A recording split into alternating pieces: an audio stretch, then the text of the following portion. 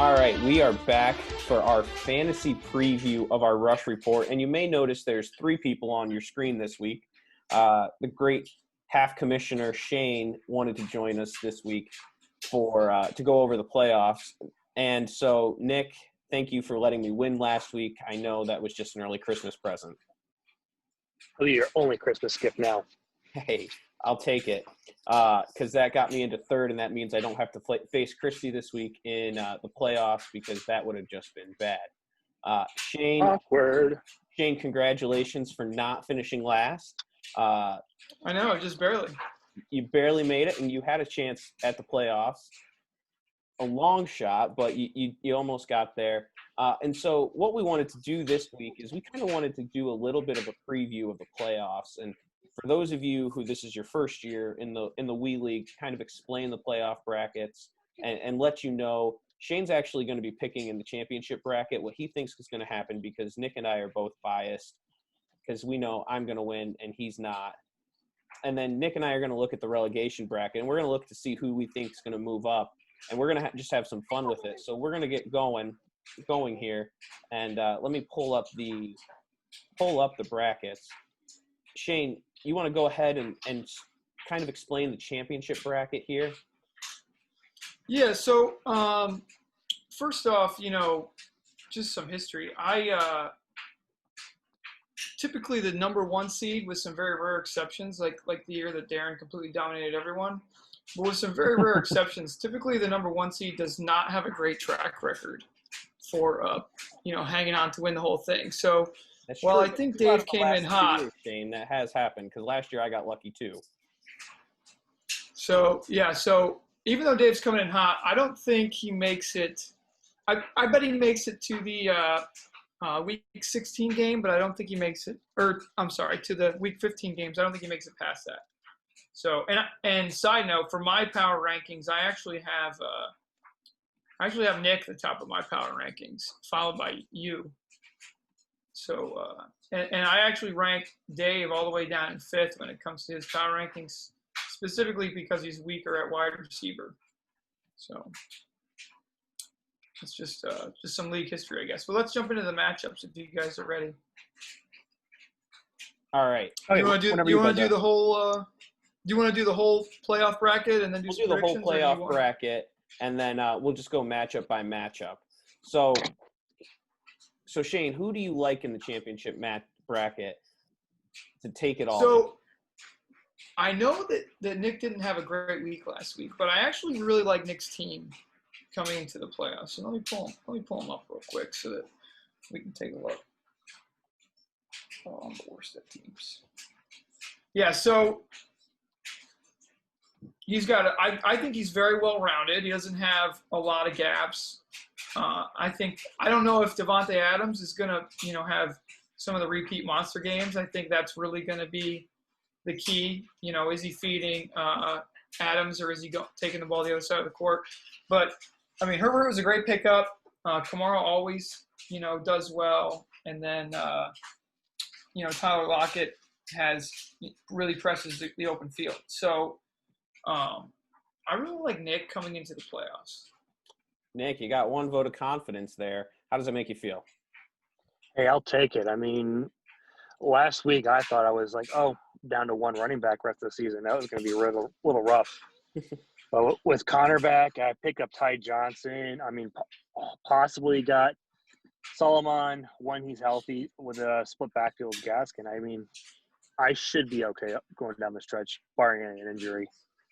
Nick's confident, and that's kind of like what you got to have as you go into the playoffs. The one good thing is we don't have to worry about relegation, but we'll go down to the relegation bracket. This is probably some of the most confusing for people who don't understand the league. Whenever I have the chance to explain how our league works, everybody gets confused by, there's three people that could get relegated. And Shane, you want to share a little bit of the history on the relegation for some people who might not realize? So, we run a 14-team league, and, every year there started to be a longer and longer wait list for people that were trying to get in. And then even for a while, I was out, and then I had to wait for a long-standing member to leave to come back in, and it just seemed like there was constantly people asking to play, and so we held a winter meeting a couple years ago now, and we talked about the various options and the platforms that were out there. We voted for the MFL platform, and we decided for this promotion and relegation style, where the bottom three teams would be dropped down to the wee league, as we like to call it, and then the top three teams would get a shot into the bigs, and that it seems to have worked out for us. We did briefly entertain the idea of splitting it into two 12-team divisions, and then it would be like an MFL format where the champion of each division would play each other in like a Super Bowl. But there was a concern that we wouldn't be able to keep enough 24 solid teams coming back year after year, and I think that was an accurate concern because the members in the Wii League have fluctuated quite a bit over the years. Yeah, I mean, I love this setup. It's one of the most unique fantasy football setups that I've ever been in, and I've been playing fantasy football for about 15 years now, since I was in junior high, so I absolutely love it. If we look at the relegation bracket, I'm looking at it, and this is going to surprise probably you, but the one that surprises me of actually the winner of the relegation bracket is Adam. I like Adam's chances. He's got a lot of high risk guys, but if those guys, aka Tyreek Hill, go off, Adam has a great chance to not get relegated this year. Nick, what do you think? Yeah, Adam should be okay. I mean, he's not on my radar as far as being regulated. I mean, he's done really well the last couple of weeks, so that's given me confidence just in his ability to put together some of the sloppiness that his players have done to him. Yep, Adam's had a rough year, and at one point, Nick and I, we've talked about him being kind of a guy to get relegated. In the last couple of weeks, he's really hit the right chords. But I think this year, the teams to look to get relegated are going to be DJ, and I think Daniel's going to get relegated. We don't normally see that. And then I think unfortunately, my uncle Craig is going to be eliminated as well, be relegated. Nick, what do you think about that? I agree that Craig has a good shot at being regulated, but I also think Chad has a really good shot because he's got a lot of missing pieces on that team. He does. I like Shane. Shane, I like you to get to at least the best of the worst matchup, but I think I'm gonna take Adam here, just as we go throughout the season or the playoffs. I'll be honest with you. I think it's the best of the worst title game, if you will, is me versus Adam, and I'll be honest with you. I'll be happy to lose that game and stay in the bigs. I mean, you've got to win two to be able to be in that situation. It's rough. And then let's look at the promotion league. I mean, I was shocked when I was looking earlier this week of how some of the bracket had changed. Just 2 weeks ago, Team Baldwin was in the 2 seed, looking like they were going to get that first round bye. And the last 2 weeks, they have just fallen apart. I called it. I told you it was going to happen. You did. It happens every year to her. Yep. But I love how this league is. You're starting to see some of the new faces get up into the bigs, but then also some of the original members. Dan's in a great spot to get bumped up. Dan's been down there for a little bit too, a couple of seasons for him. So it'd be nice to have him back up in the bigs. Yeah, and I think it's going to be 3 veterans coming back up next year, though. I think it's a very good chance that it's 3 veterans. I disagree. I think that Team Baldwin's going to get it together and make it squeak in the third place team. That's a bold move. I like for promotion this year.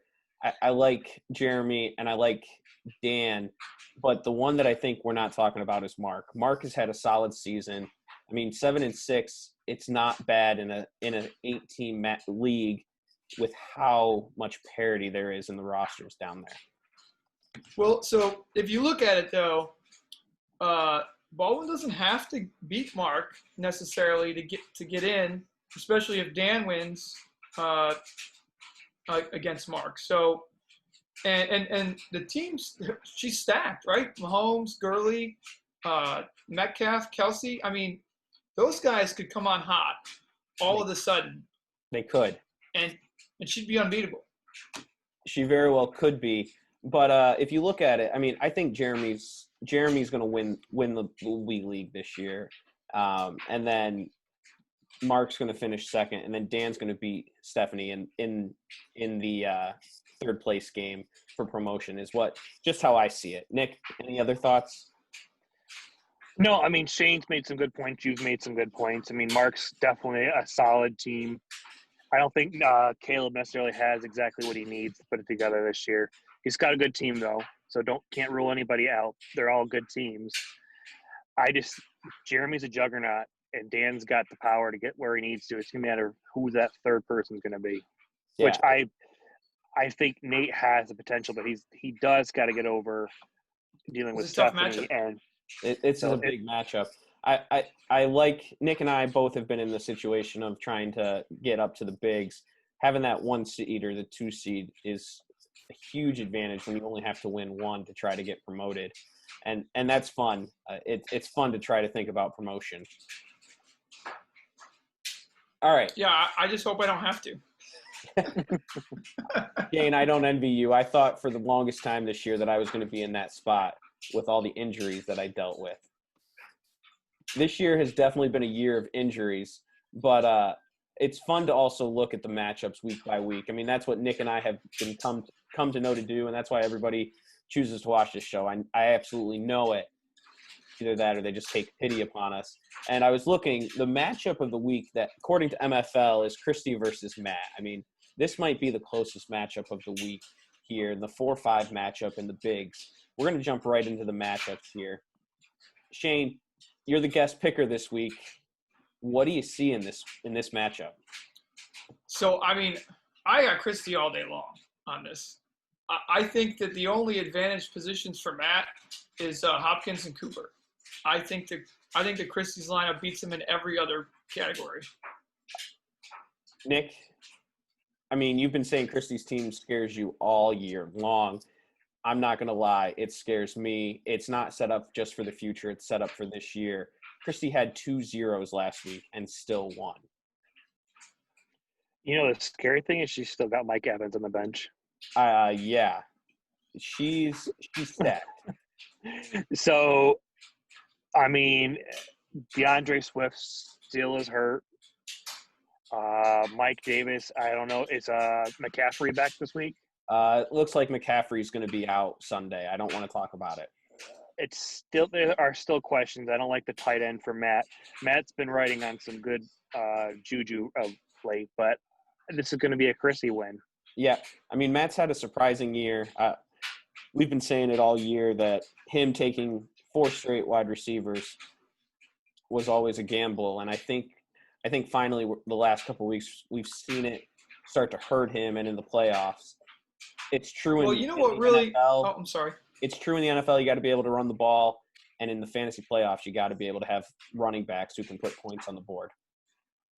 Well, what really paid off for him was he sort of played the waiver wire card, because he kind of held on to that good waiver position for a little bit later than everybody else did, and then McCaffrey went down and he scooped up Davis, and he's sort of been riding the coattails of Davis for his running back for most of the year. Yeah, while McCaffrey's been hurt. He's gotten lucky. DeAndre Swift is a steal late in the draft for him, and just getting it right between Murray, Edmonds, and Ballage. I mean, let's be realistic. Sometimes it's luck, but we're all picking Christie here. And which matchup do we want to go to next? I mean, I just started with this one because this was MFLs. I mean, we could just start. Do we want to do the 1-8? I'll let you, March. You guys have been doing a great job around the show, so I'll let you run through the bracket, and all right, I'll just throw in my picks. So here's the 1-8. I mean, Brandon versus Dave. Brandon started off the year hot, and just like Kyler Murray's season has started to go down the drain, so has Brandon's. Nick, how does that make you feel? It brings warmth to my heart. I mean, we've ridden Brandon for keeping Marlon Mack all year, and finally, Nick, it's starting to show. Nick, Dave has a great matchup this week. What do you see in here? The only thing I would be concerned about for him is if James Robinson actually went out. That would be my only worry if I was him, because right now he is hurt. But he's got Miles Sanders, who's been interesting. But you know what? He could always stack Boston Scott in there because he's been getting almost 10 points a game. So, yeah. I mean, I'm going to go with the 1 on this one. Picking Dave. Shane, what do you see in here? So I think I'm going to, live dangerously and call the upset. Ooh. Going against your pick from earlier. Yeah, I like Metcalf. I think that he's always going to be a playmaker. I think that against the Giants, Kyler Murray has a huge game, especially because, the Giants are kind of floundering with their backup quarterback. And I think that it's going to be a lot of 3 and outs, which is going to give Arizona a lot of time on the field to make things happen. So, I think that he's got some good pieces. And also, you have to look at the Steelers' defense. They're coming off of their solo loss, and they're going to be hungry to make some things happen. So I think that he has just enough points to put together a slim win. I'm going to take the upset. I think I'm going to go with Shane taking the upset, all because DK Metcalf plays the Jets. Now, we know the Jets aren't going to all-out blitz on the last play of the game again, but DK Metcalf against that Jets secondary, Russell Wilson and the Seahawks are coming off that loss. I mean, let's be realistic. I like Brandon actually to win this game because of Kyler Murray and DK Metcalf. Sorry, Nick, you're on the outs, and the problem is Dave's got Cam Newton going against a good LA Rams defense tonight, who's also been nursing an injury. Yeah, Newton's been questionable back-to-back weeks. Yep. So I'm gonna go with the upset. Dave, you had a great season, but I think you are big trouble in Kittle China. All right, and the matchup that's near and dear to my heart, the matchup that I did not. There was 2 matchups I didn't want. One was against Christy because I still have never beat her in fantasy football, and the other one was against Jeffrey. And I got the latter of 2 evils here against Jeffrey. Especially with Chris Carson against the Jets. Yeah, I'm not going to lie. I'm a little nervous here. Mahomes, Chris Carson, Eckler against a bad Falcons defense, and then all it comes down to is Mahomes. I mean, I don't know. I like my shots. I'm not going to say, obviously, I'm not going to pick against myself. I can't. But this matchup has me worried.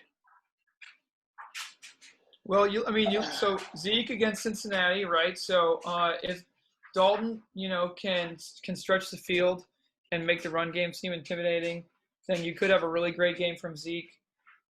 Chubb's always a reliable guy. So, you do have some playmakers, and I think you could make it close, but I'm sort of leaning 110, 106, Jeffrey.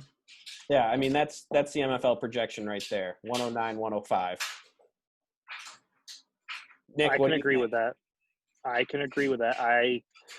Unfortunately, for you, I think that this is a Jeffrey victory. Yeah, I was going back through the record. You always got to pick yourself, right? That's what I used to do. Yeah, I can't go against myself, and there's a lot of some high risk, high rewards in my wide receivers. My wide receivers are all that boom or bust, but so are Jeffrey's, and I think this could really be the second best matchup of the week. All right, here we have the 2-7 matchup. Nick, this one's near and dear to your heart. You're limping into the playoffs, coming off 2 straight losses, but you're still strong. To finish 9-4, it's impressive. But I'm not gonna lie, you've got some holes there down at wide receiver with Michael Pittman. Well, I'll tell you what my lineup's going to be just because I haven't set it. I'm going to actually roll out with a 3-back system with Connor, Ty Johnson, and Kamara. And I'm going to bench Michael Pittman. All right. And then, that's basically going to be my lineup this week. All right. So switch out James Conner and Ty Johnson for Michael Pittman, and that gives you a full lineup. I'm not going to lie. That's still questionable. Shane, what are you seeing here with this matchup? So, on just hesitating to give what fantasy football advice on our pick show, I have your optimal lineup with a 2-back traditional and your 3 wide receiver set: Pittman, Lockett, Adams, and I think that puts you at a solid 120 points and gives you just enough to pull the victory. Ooh, getting help on the pick show, Nick. I mean, obviously you're picking yourself.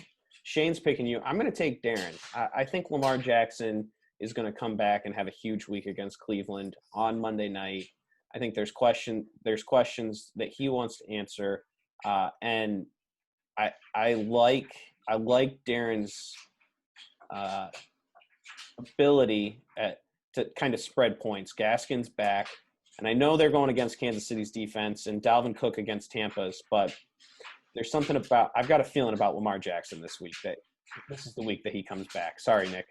It's not because – Yeah, well, if there's somebody that's going to really worry me, Michael Thomas is interesting with Taysom Hill that we can begin with, but Myles Gaskin will be interesting. But Dalvin Cook scares the crap out of me as a Packers fan.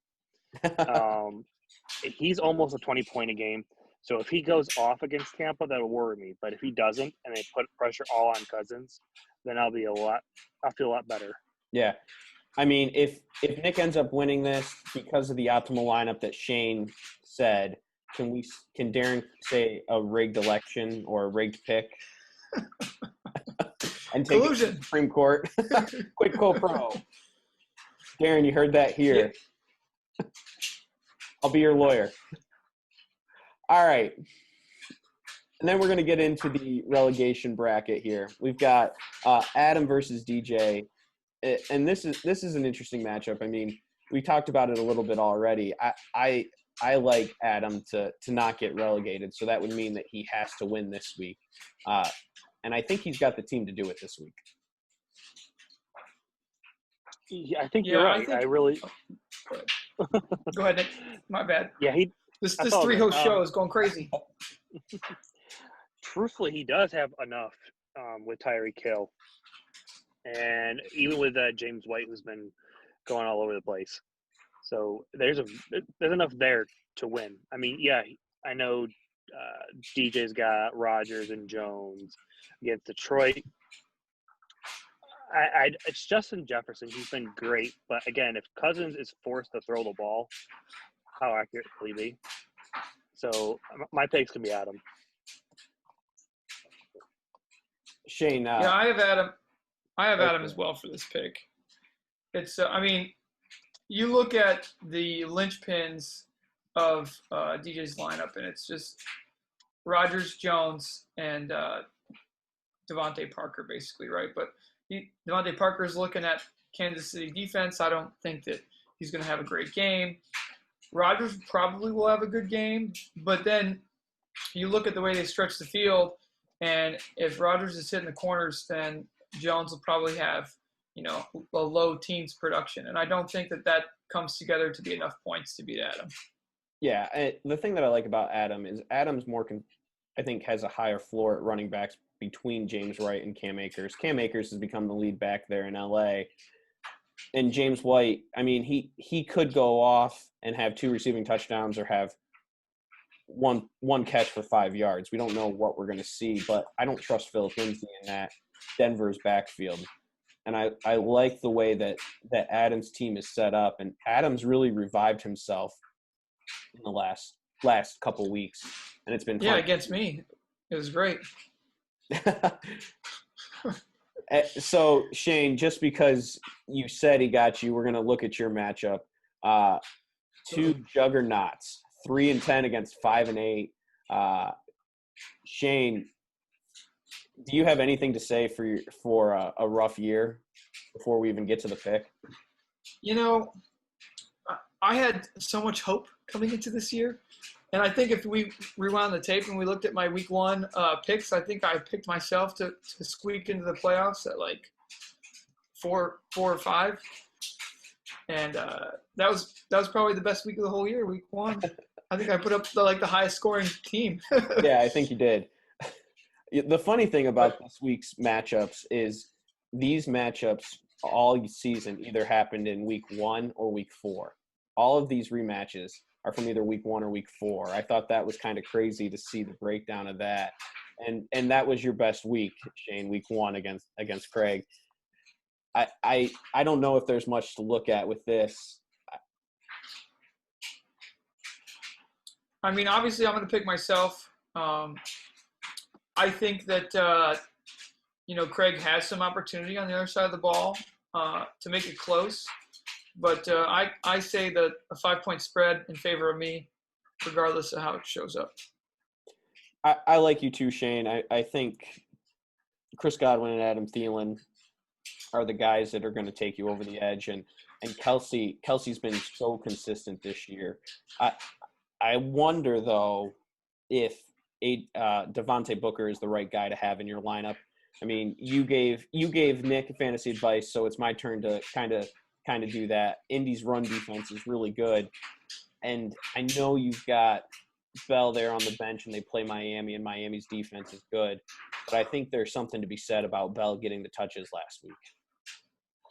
Yeah, so I'm actually not set on this. I've actually stared at my running back committee a couple of times, and I've looked at some numbers. So I'm not sure. I put Booker in there as kind of a placeholder in case I forget, but you're definitely not wrong. So we'll see how it goes. I also looked at Henderson because sometimes he has crazy games. Yeah, we'll see. Yep, get that in there within the next 12 minutes then if you want to switch that up. All right, Nick, who do you like in this matchup? I'm going to go with Shane. Craig has too many question marks. I mean, David Montgomery's best week was last week, I think, and that was it. Yeah. And you don't know what you're going to get with Kiki QT. Yep. So, but now that we all picked Shane, Craig's going to go on and win the relegation bracket and not get relegated. Right. All right, and let's look at the. We'll look here at the final two matchups of the promotion bracket.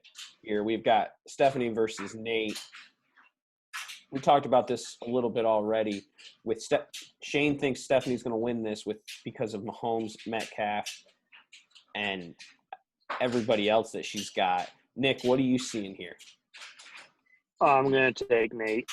It's going to be really maybe Raheem Mostert's back to normal. We'll see. Derrick Henry's due for a big week. He had a flopper last week. DeAndre Hopkins is DeAndre Hopkins. So, I mean, I think he's got enough pieces. He'll be okay this week. Yeah, I like Nate in this matchup.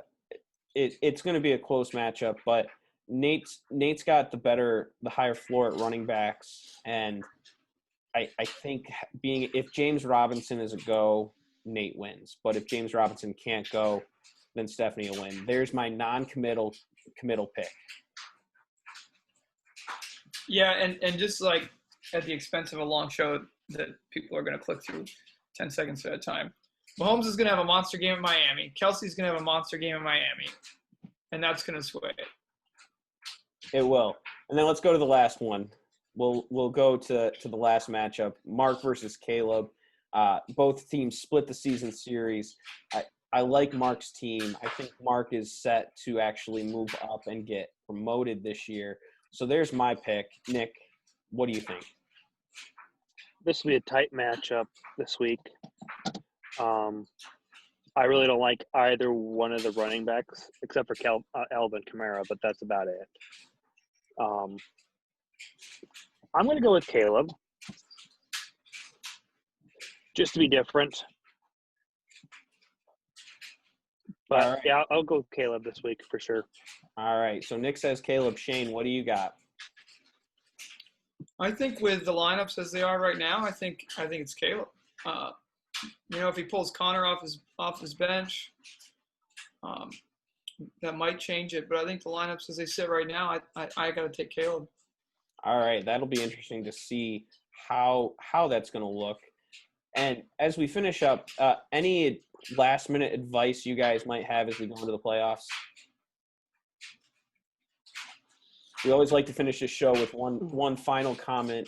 Anything that you might want to say as we head into the fantasy playoffs? Any wise words of wisdoms from you guys? So Go all out. COVID. Check your lineups at 12:45 because of COVID. I'm going to say make sure you follow the injury reports. I've seen some teams get zeros because of not being able to add players after the 1 o'clock kickoff. Make sure you're checking those injury reports, and best of luck to everybody. Nick, what do you have to say? Those inactives come out at 12:30 on Sunday. They do. So make sure you check it. Or it was 11:30. I'm sorry. Check. So, all right. Make sure that you get everything set up. Don't put any zeros out. And just about as we lose Nick, it's time to end the Rush Report this week. Thanks for suffering this long. Shane, it was great having you on. We'll look forward to doing it again.